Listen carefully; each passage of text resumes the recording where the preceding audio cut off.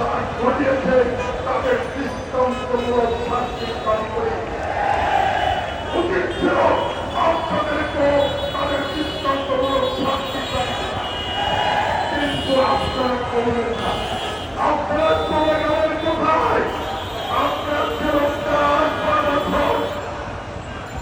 রাজনৈতিক প্রতিহিংসার কারণে একের পর এক বাংলাতে মিথ্যা মামলায় ভারতের বিদায় দিয়ে চিকিৎসার কারণে তিনি বাংলায় অবস্থান করছেন।